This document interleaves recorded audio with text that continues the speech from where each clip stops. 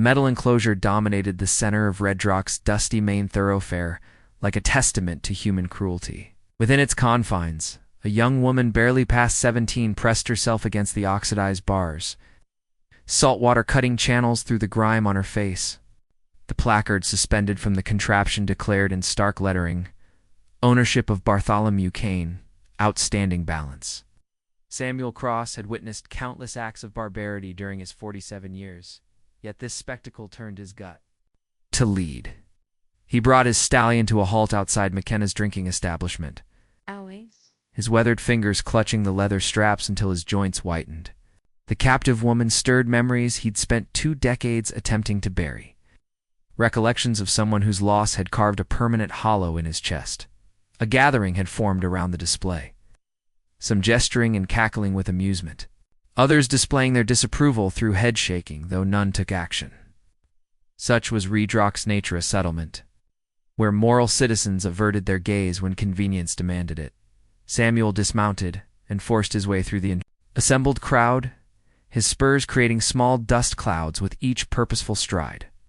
Drawing nearer, he detected the woman's quiet sobs. Her garment was damaged at the neckline, auburn hair falling in knotted masses around her features. She appeared fragile enough that a strong wind might carry her away. "What's the meaning of this?" Samuel called to anyone within earshot.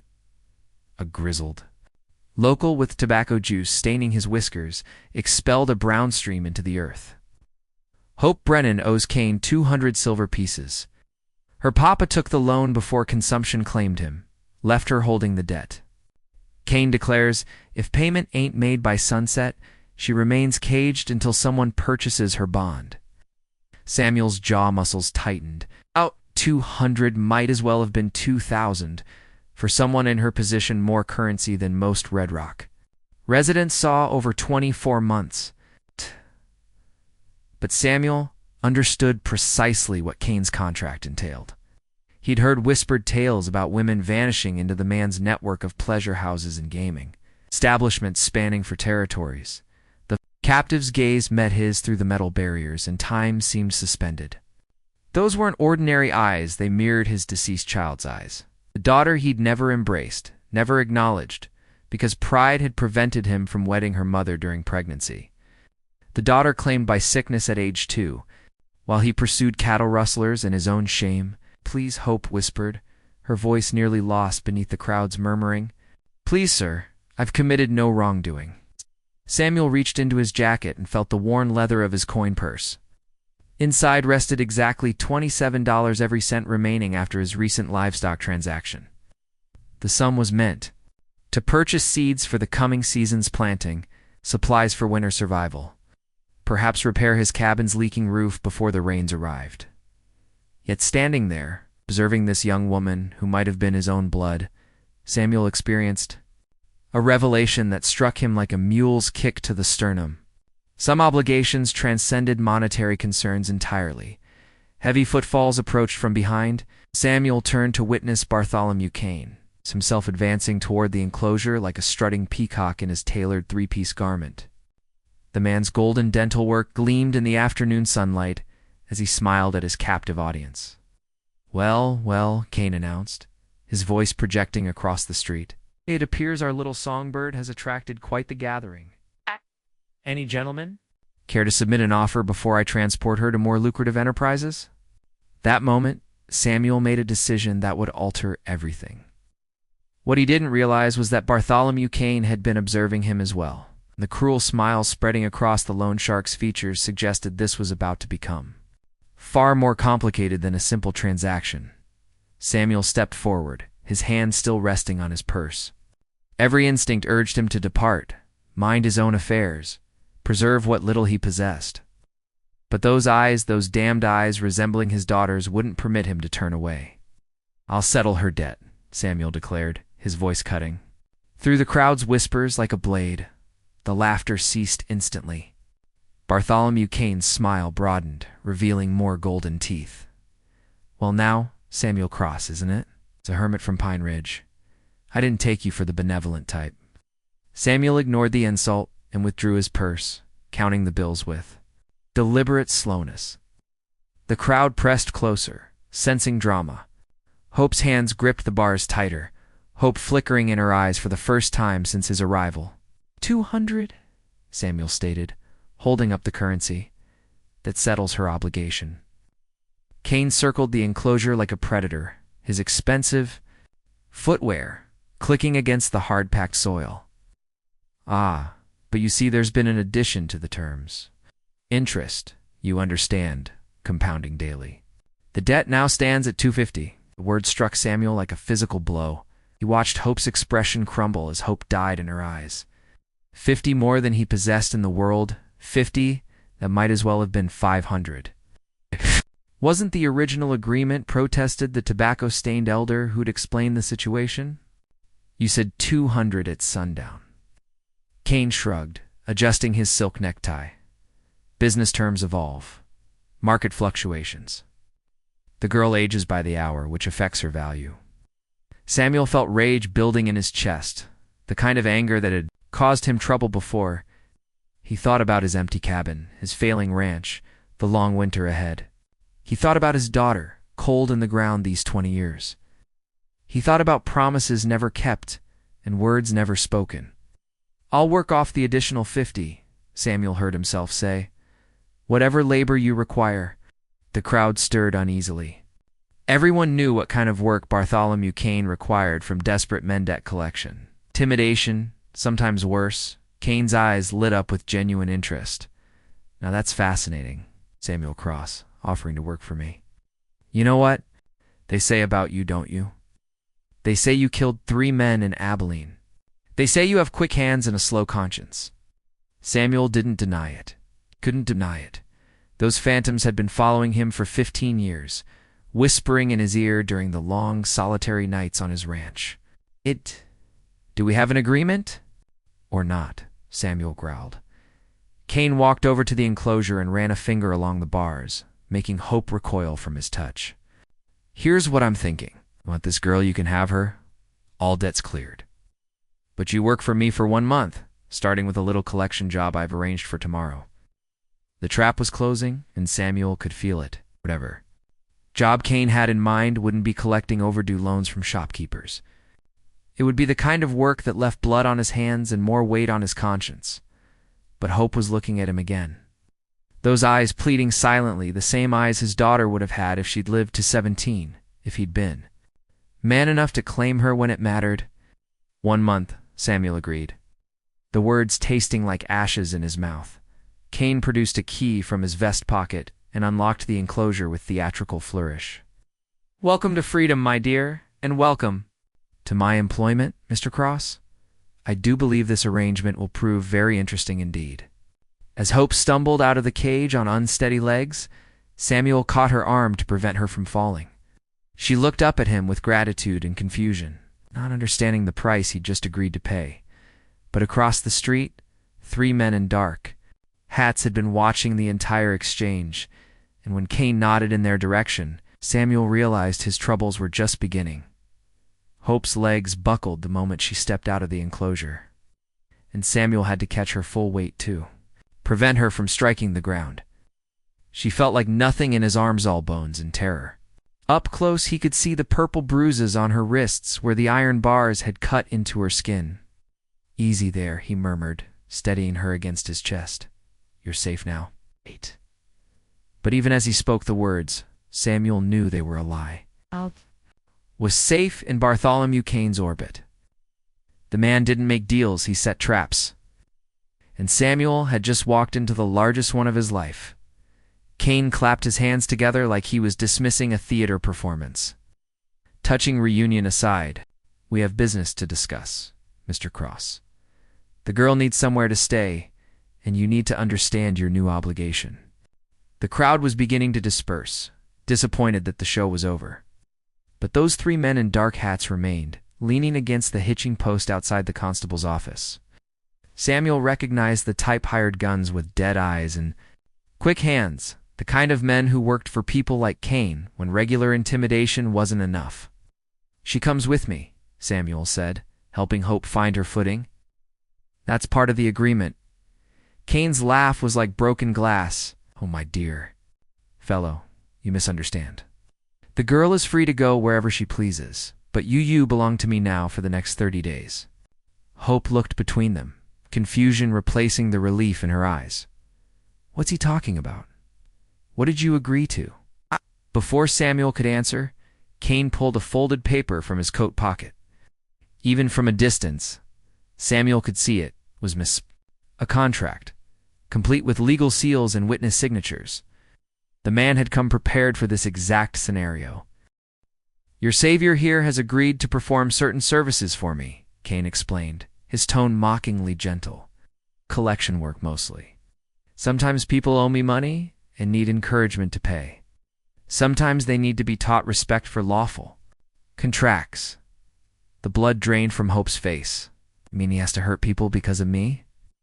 Samuel felt something twist in his gut. The girl wasn't just grateful. She was horrified. She understood exactly what price he'd paid for her freedom, and it was eating her alive. The first job is tomorrow morning, Cain continued, consulting a gold pocket watch. Widow Morrison has been late on her payments 3 months late. Her farm would fetch a nice price if she were motivated to sell. Samuel knew Martha Morrison. She was 72 years old and trying to work 40 acres by herself since her husband died of lung fever.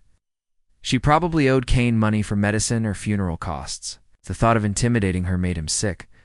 But then he looked at Hope, again seeing how she clutched her torn dress closed at the shoulder, how she favored her left foot where the cage had cut circulation. This girl had been through hell, and he was the only thing standing between her and worse. Where do I find her? Samuel asked quietly. Cain smiled like a cat with a cornered mouse. Oh, you know where she lives? Little white farmhouse on Mill Road. But here's the interesting part. She's not alone anymore. Her grandson arrived from Denver yesterday. Big fellow, I'm told. Used to be a lawman. That's when Samuel realized this wasn't just about collecting a debt.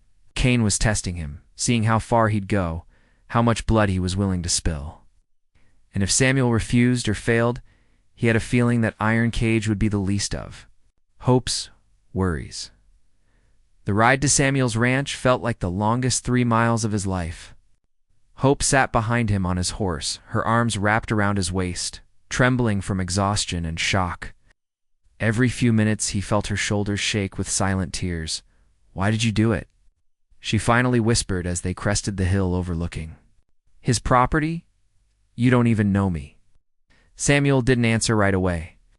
How could he explain about the daughter he'd never claimed? About 20 years of regret that felt like carrying stones in his chest? About how her eyes had reached into his soul and grabbed hold of something he thought was dead? Sometimes a man's got to do what's right, he said instead. Even when it's foolish. The ranch house came into view.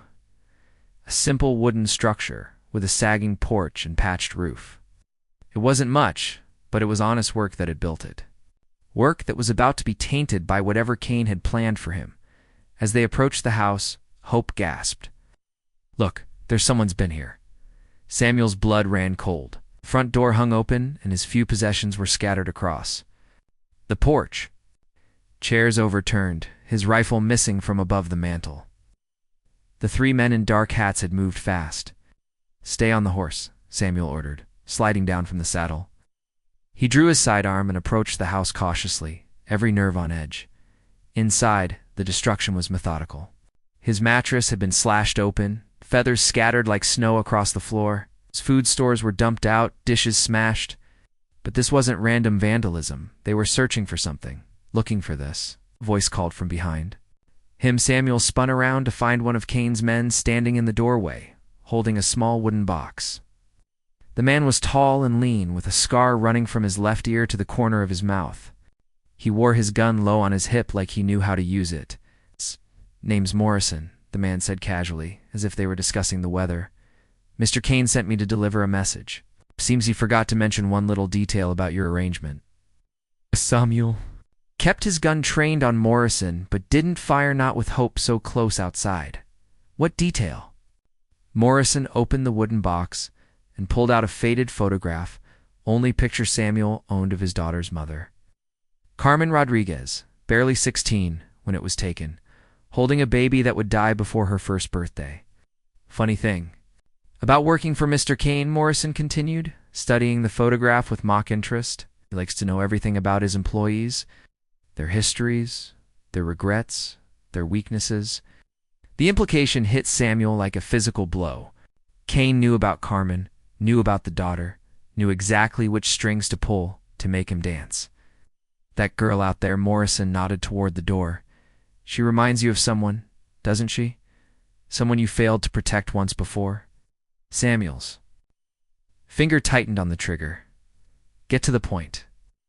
The point is insurance, Morrison said, carefully placing the photograph back in the box. You do the job tomorrow, and do it right, or Mr. Kane starts asking questions around town. Questions about why a man like you lives alone. Questions about what happened to that Mexican girl who used to clean house for the preacher. Questions about the baby that died so conveniently. The room tilted around Samuel. Carmen hadn't just died of fever, she'd been murdered. Poisoned by the preacher's wife who couldn't stand having a Mexican woman in her house, especially one carrying a bastard child. Samuel had suspected but never been able to prove it. Never. Had the courage to seek justice? 20 years is a long time, Morrison continued, but murder has no statute of limitation, especially when there's an eyewitness willing to come forward. Samuel felt the walls closing in around him. Kane didn't just want him as hired muscle, he wanted him as a slave. Someone so compromised he could never refuse an order, never walk away. If you were Samuel, what would you do? Morrison asked with genuine curiosity. Protect the girl outside who reminds you of your dead daughter, or protect your own neck from a hangman's noose. Because tomorrow morning when you knock on Martha Morrison's door, you're going to have to choose. Outside, Hope called his name nervously. Morrison smiled and tipped his hat. Better make the right choice. Cross. Mr. Kane doesn't believe in second chances. As Morrison walked away, Samuel realized the trap was even deeper than he'd imagined. And somewhere in Red Rock, a 72-year-old widow was about to become the test of everything he claimed to believe in that night. Samuel sat on his porch watching Hope sleep in his bed through the open doorway. She'd insisted on cleaning up the mess Morrison's men had made, working in determined silence until exhaustion finally claimed her. Now she curled up like a wounded animal.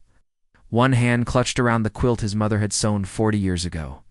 The wooden box sat heavy in his lap. Inside, Carmen's photograph stared up at him with eyes full of trust he'd betrayed. Their daughter, Isabella, had inherited those same dark eyes before fever took her at 2 years old, or so everyone believed. Samuel knew different now. Preacher's wife, Agnes Millbrook, had poisoned them both. A little arsenic in the milk, a little more in the medicine, all because she couldn't stand a Mexican woman living in her perfect Christian household. Agnes was still alive, still sitting in the front pew every Sunday, still collecting sympathy. For her charitable work with unfortunate women, tomorrow morning he had two choices. He could ride to Martha Morrison's farm and intimidate a 72-year-old widow into giving up her land. Or he could refuse and watch Kane destroy what little reputation he had left while Hope paid the price for his rebellion. You're awake.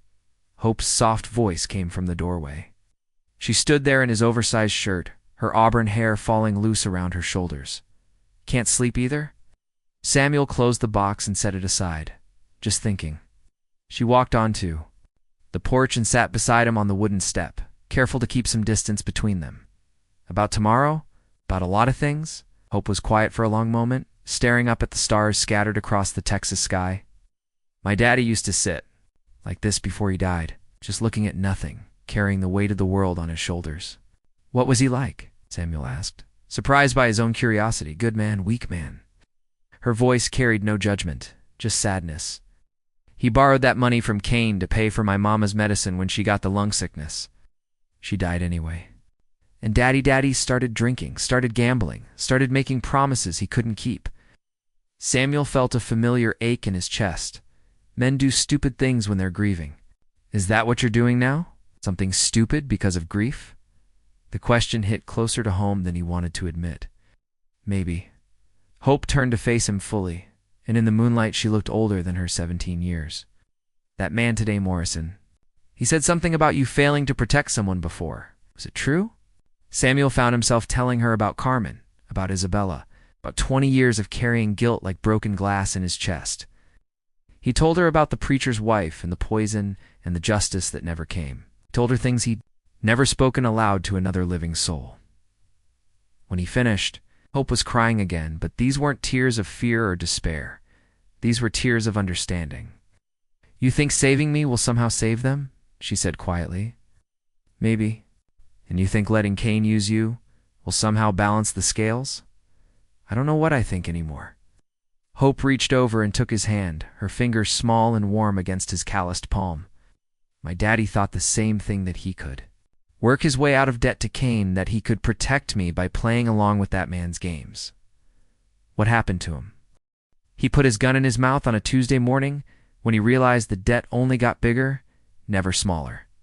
That's when I knew Cain doesn't want money. He wants souls." The truth of her words settled over him like a burial shroud. Tomorrow morning, Martha Morrison would be waiting in her little white farmhouse, unaware that her fate hung in the balance of a broken man's conscience. But as Samuel looked at Hope's face in the moonlight, he realized something that changed everything. The daughter he'd failed to save 20 years ago was gone forever. But this one, this frightened, brave girl who'd cleaned up his ransacked house without being asked, she was still here, and maybe, just maybe, that was enough. Dawn came too fast and too bright.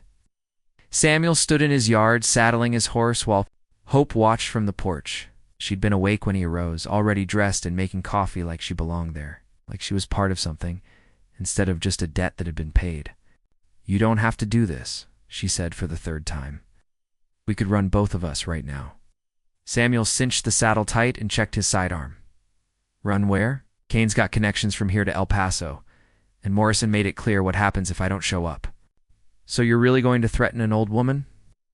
The question hung in the air like smoke from a funeral pyre. Samuel had been asking himself the same thing all night, and he still didn't have an answer. All he knew was that somewhere in Red Rock, Agnes Millbrook was probably making breakfast for her husband, 20 years after murdering his daughter and getting away with it. "I'm going to Mill Road," he said finally. "What happens there, we'll see." The ride to Martha Morrison's farm took 40 minutes, giving Samuel plenty of time to think about all the ways this could go wrong. He could refuse Cain's orders and probably end up dead or framed for Carmen's murder. He could intimidate Martha and probably succeed in forcing her off her land. Or he could try to find a third option that didn't exist. The Morrison place sat in a small valley surrounded by cotton fields that had seen better days. The house was white-clappered with green shutters, neat as a pin, but showing signs of hard times. The barn needed new shingles, and the fence posts were leaning like old men in a windstorm. As Samuel approached, the front door opened and a woman emerged. Martha Morrison was smaller than he remembered, her gray hair pulled back in a tight bun, her dress patched but clean. Behind her came a younger man, tall, broad-shouldered, the lawman's way of standing that made Samuel's hand drift toward.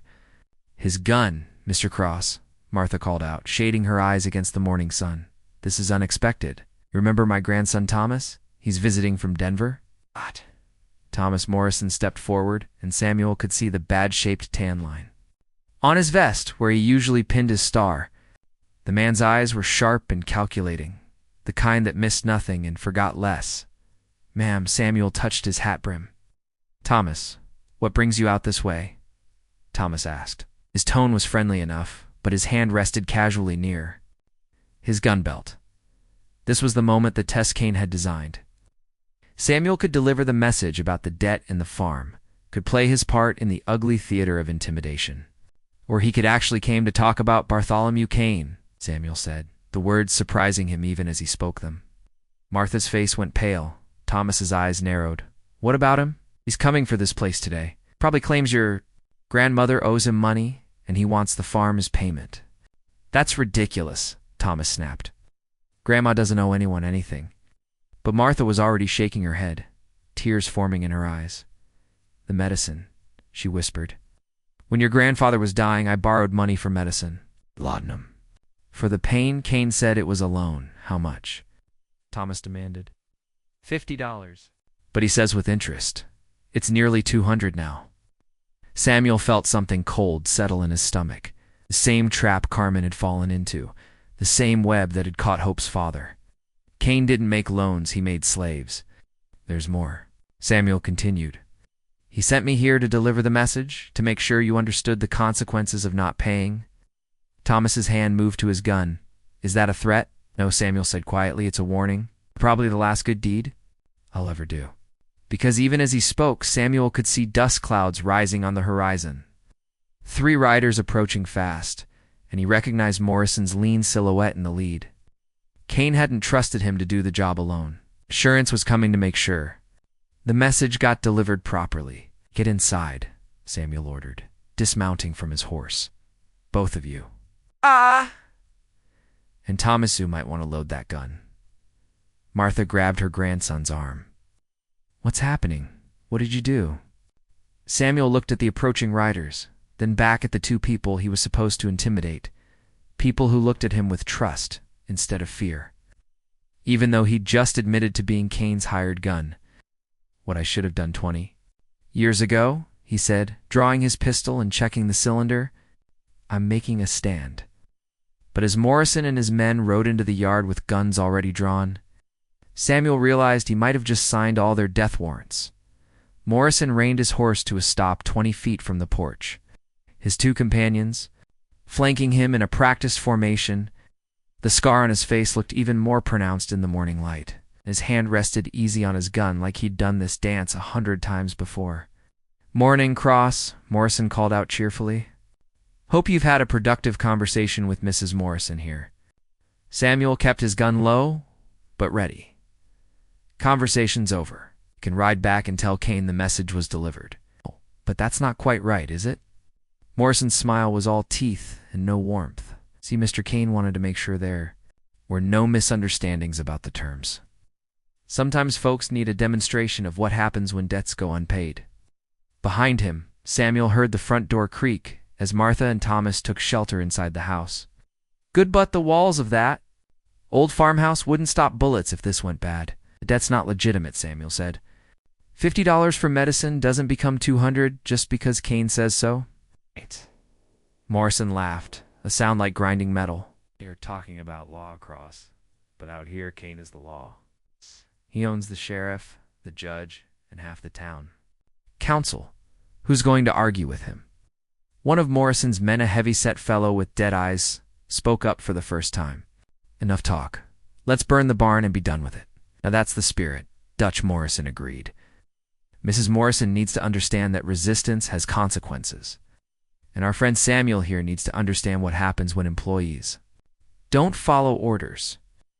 Samuel felt sweat beading on his forehead despite the cool morning air. 3 against 1 were bad odds under the best circumstances. And these weren't the best circumstances, not with innocent people caught in the crossfire. There's another way, Samuel said, playing for time. Let them keep the farm. I'll work for Cain for 2 months instead of 1. Double the time for double the debt. Morrison considered this, tilting his head like a curious bird. Generous offer. But you see, this isn't really about the money anymore.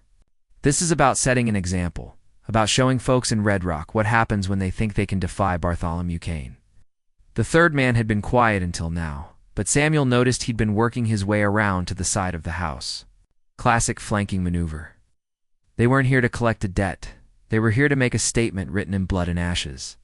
Besides, Morrison continued, word is you've grown attached to that little auburn dove you rescued yesterday. Shame if something happened to her while you were out here playing hero. The threat hit Samuel like a physical blow. They'd left someone watching Hope. She was alone at his ranch, unprotected, probably thinking he'd be back by noon.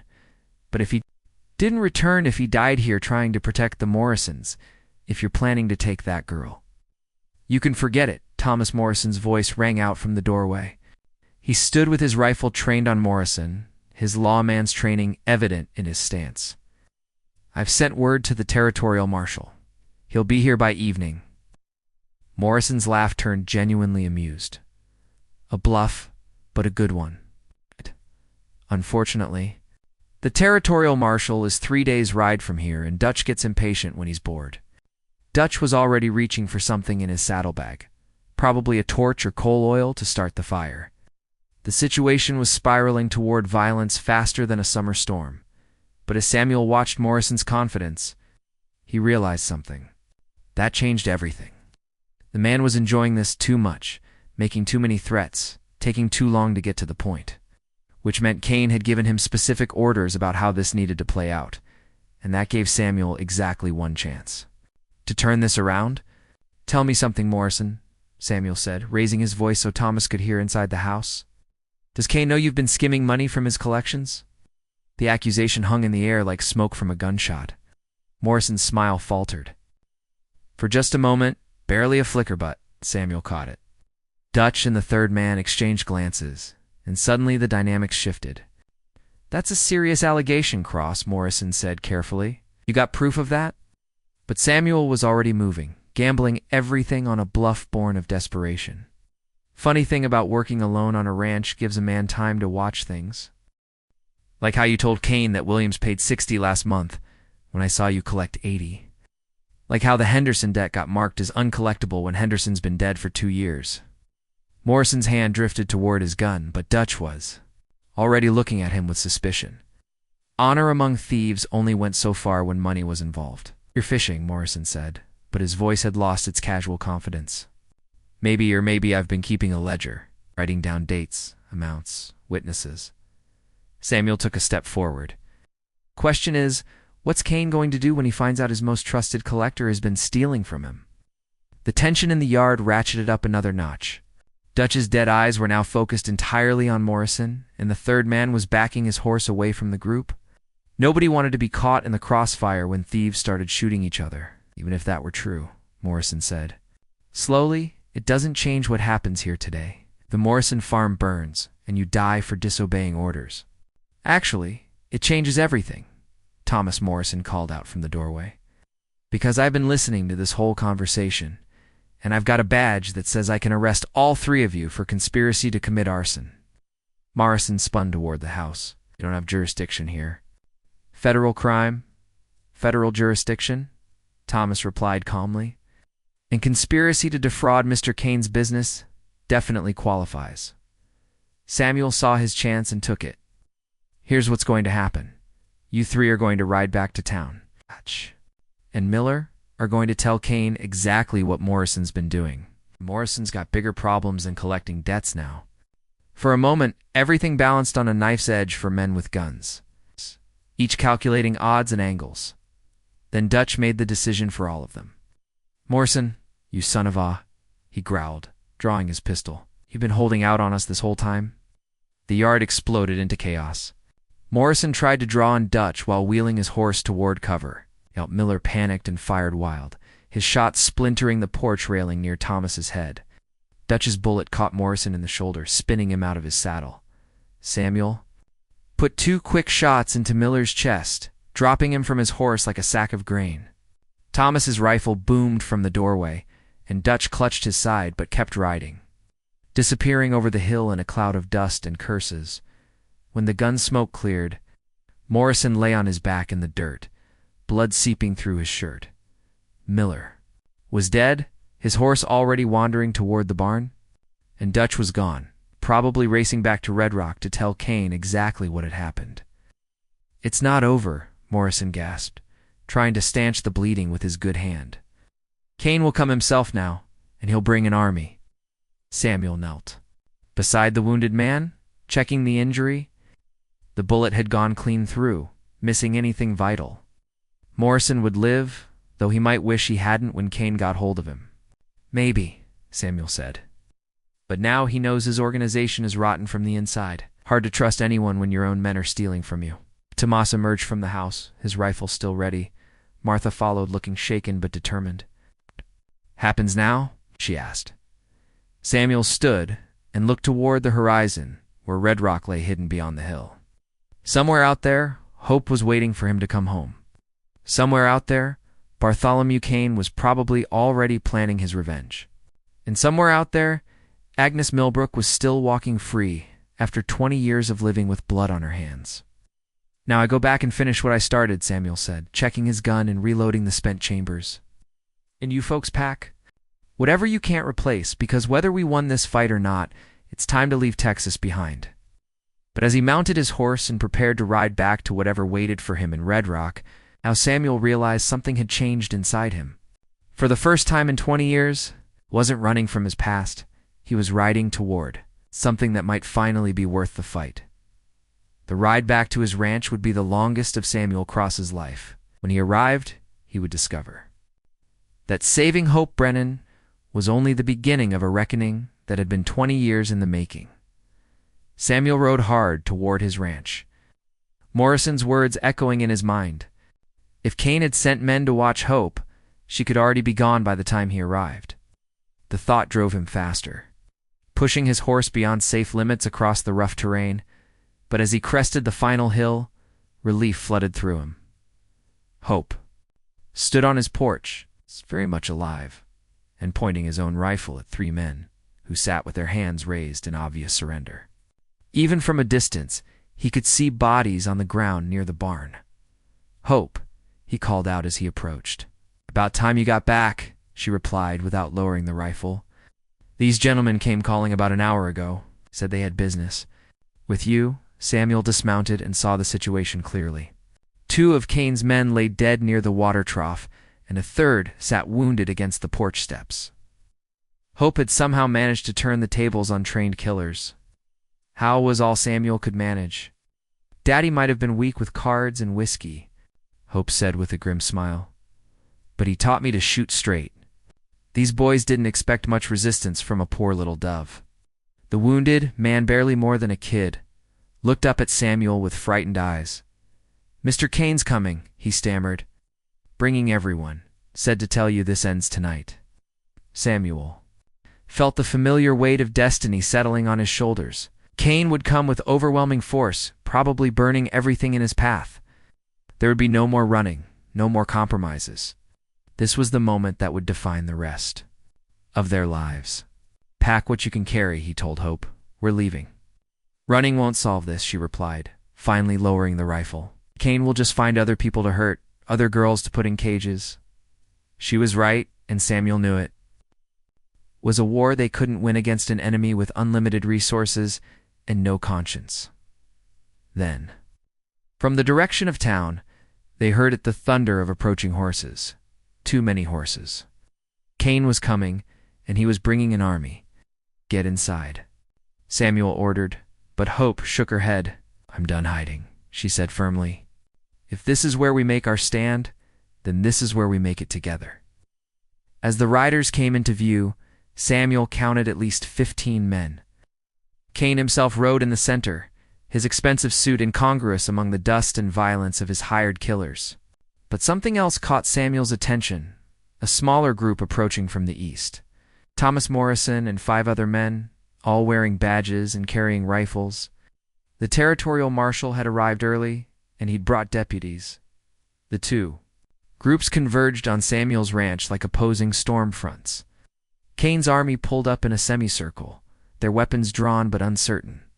The lawmen formed a line between them and the house, their authority clear even when outnumbered. "Bartholomew Kane," the marshal called out, his voice carrying across the yard. "You're under arrest for conspiracy, extortion, and operating an illegal debt collection scheme." Kane's laugh was bitter. "On whose authority? I own this county." "Federal authority," Thomas Morrison answered, stepping forward with his rifle ready. "And federal law trumps local corruption?" For a moment, everything hung in perfect balance. Then Kane made his choice. "Kill them all," he snarled. The gunfight that followed was brief but devastating. Kane's men, caught between the house and the lawmen, found themselves in a crossfire with no cover. The marshal's deputies were professionals who shot to kill, not intimidate. Within minutes, half of Kane's army lay dead or wounded in the dust. Kane himself took a bullet in the chest from Thomas Morrison's rifle as he tried to flee. He fell from his horse and crawled behind a water trough, blood foaming on his lips. Samuel found him there as the shooting died down, gasping like a landed fish. The man who had controlled Red Rock through fear and debt was dying badly, alone and abandoned by the men he'd bought. "Should have taken the deal," Kane wheezed. "Could have owned you, maybe," Samuel replied, kneeling beside the dying man. But some things aren't for sale. Kane's eyes went glassy and he died with his expensive boots in the Texas dirt surrounded by the wreckage of his criminal empire. The cleanup took our bodies to bury, statements to give, evidence to catalog. But as the sun set over the ranch, Samuel found himself sitting on his porch with Hope, watching the last of the lawmen ride away. "It's over," she said quietly. "This part is," Samuel agreed, "but there's still one thing left to do." The next morning, they rode into Red Rock together. Samuel went straight to the constable's office, where the marshal was still processing prisoners and sorting through Kane's records. Agnes Milbrook sat in one of the cells, finally arrested for the murders she'd committed 20 years ago. Kane's ledgers had contained detailed records of every crime he'd used for blackmail, including the poisoned deaths of Carmen and Isabella Rodriguez. "She confessed this morning," the marshal told Samuel. "Said she was tired of carrying the guilt. Said watching what happened to you and the girl made her realize some debts have to be paid." Samuel looked through the bars at the woman who had stolen his daughter's life. She looked smaller than he remembered, broken by decades of living with murder on her conscience. He waited for the satisfaction of justice, the feeling of vindication he'd imagined for 20 years.